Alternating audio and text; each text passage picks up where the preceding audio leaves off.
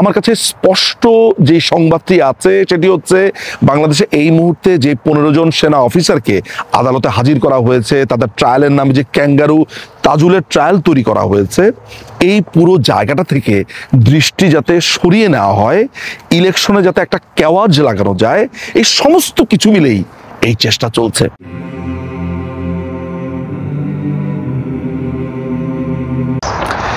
এই মুহূর্তে আমি দাঁড়িয়ে রয়েছি নিউ ইয়র্কে, সুনির্দিষ্টভাবে বললে নিউ ইয়র্কের লং আইল্যান্ডে দাঁড়িয়ে আছি।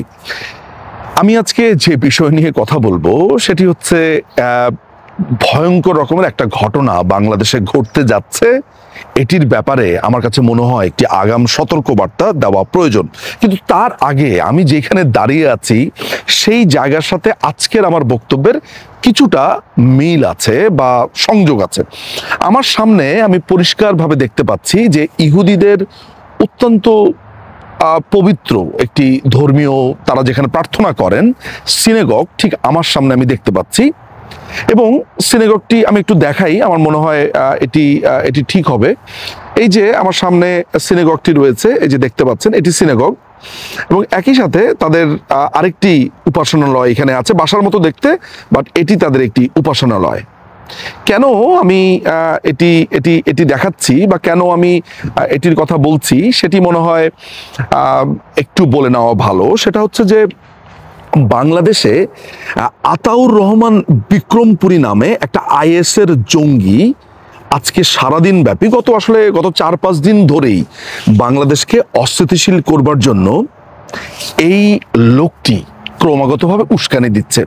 কিন্তু এই কথাটা যে আমি বলবো, কেন আমি সিনেগগ দেখালাম, কেন আমি উপাসনালয় দেখালাম, এই কারণে দেখালাম যে আমি এখন যেখানে আছি সেখানে অনেকগুলো মুসলিম ফ্যামিলির ব্যক্তিরা আছেন। একটু হেঁটে গিয়ে সামনে গেলেই মসজিদও আছে, অর্থাৎ একই এলাকার ভেতরে বিভিন্ন ধর্মের উপাসনালয় আছে, ইহুদিদের আছে, মুসলমানদের আছে, কোনো প্রবলেম হচ্ছে না। কিন্তু এই আতাউর রহমান বিক্রমপুরী, যার কথা আমি বলতে যাচ্ছি, সে করেছে কি, সাম্প্রতিক সময়ে আবিষ্কার করেছে গাজীপুরের কোন এক মেয়ে নাকি অপহরণ হয়েছে। সে বলছে একটা মেয়ের একটা প্রেমের সম্পর্ক ছিল, এক হিন্দু ধর্মাবলম্বী এক ছেলের সাথে তার প্রেমের সম্পর্ক ছিল। সেটিকে ধর্ষণের কাহিনী দেখিয়ে এই আতাউর রহমান বিক্রমপুরী প্রমাণ করবার চেষ্টা করছে যে যেই ছেলেটির সাথে ওই মেয়েটির সম্পর্ক হয়েছে ওই ছেলেটি একটি হিন্দু ধর্মাবলম্বী, ফলে হিন্দুদের বিচার করতে হবে, হিন্দুদের বাড়ি ঘর এগুলো জ্বালিয়ে দিতে হবে। এটির থেকে সবচাইতে আরো ভয়ঙ্কর কথা হচ্ছে যে মহিবুল্লাহ নামে গাজীপুরের আরেকজন মসজিদের ইমাম, তাকে খুঁজে পাওয়া যাচ্ছিল না। কয়দিন পরে তাকে কোনো একটা জায়গাতে পাওয়া যায় বাংলাদেশের, সেখান থেকে আনার পর এই আতাউর রহমান বিক্রমপুরীর যেই আরো জঙ্গি বন্ধু বান্ধবরা আছে তারা প্রচার করা শুরু করলো এই ইমামকে নাকি অপহরণ করেছে ইসকনের সদস্যরা।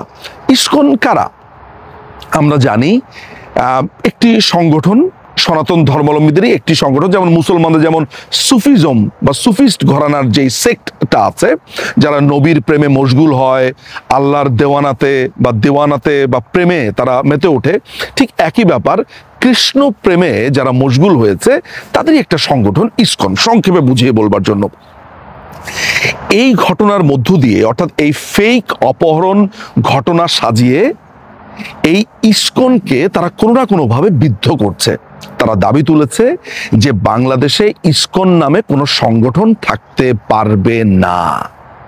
এইটার কার্য হিসেবে তারা বিভিন্ন ইউনিভার্সিটি থেকে, আমরা লক্ষ্য করেছি, ভোর রাতে মিছিল বের হয়েছে।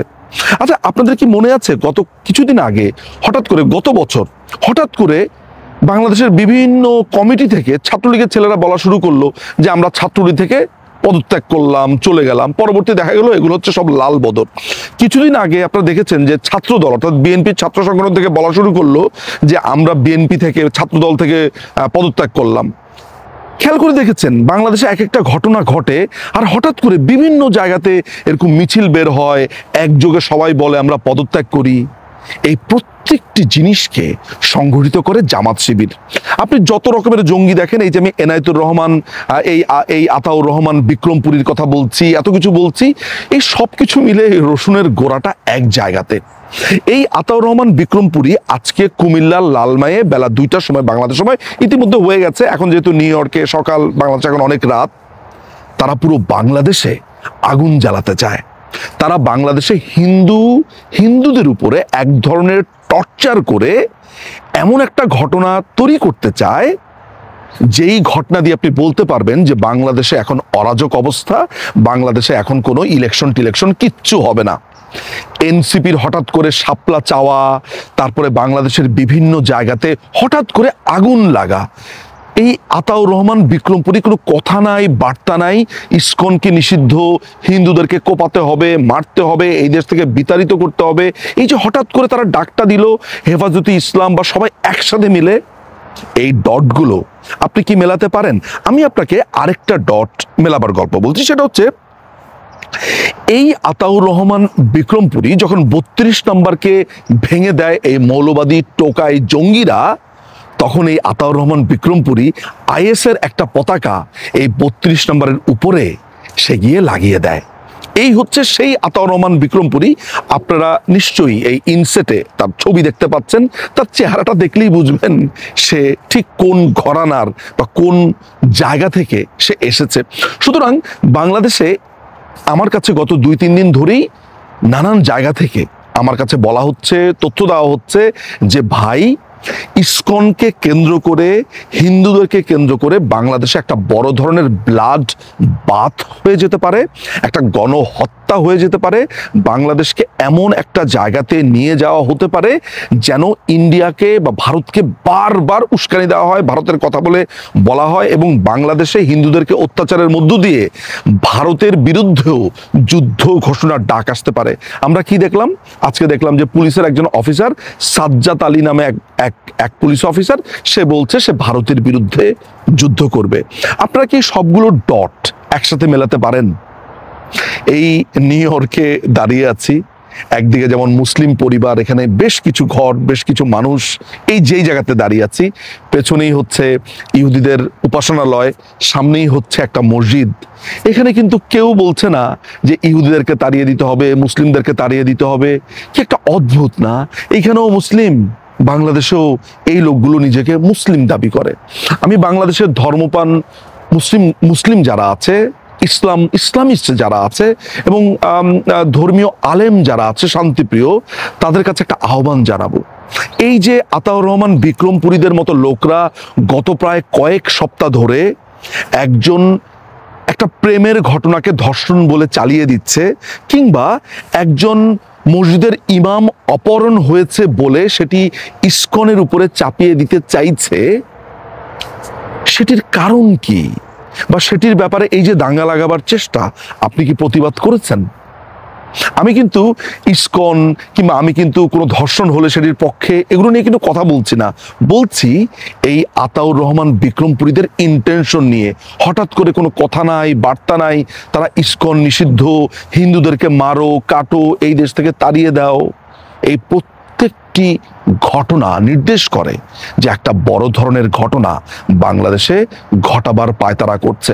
আমার কাছে স্পষ্ট যে সংবাদটি আছে সেটি হচ্ছে, বাংলাদেশে এই মুহূর্তে যে 15 জন সেনা অফিসারকে আদালতে হাজির করা হয়েছে, তাদের ট্রায়ালের নামে যে ক্যাঙ্গারু তাজুলের ট্রায়াল তৈরি করা হয়েছে, এই পুরো জায়গাটা থেকে দৃষ্টি যাতে সরিয়ে নেওয়া হয়, ইলেকশনে যাতে একটা কেওয়াজ লাগানো যায়, এই সমস্ত কিছু মিলেই এই চেষ্টা চলছে। আমি নিশ্চিত বাংলাদেশের মানুষ এগুলো নিয়ে ভাববে এবং এই ষড়যন্ত্র রুখে দেবে। এই কথাটি বলবার জন্য এখন এই ভিডিওটি আমি করেছি। অনেক ধন্যবাদ, ভালো থাকবেন।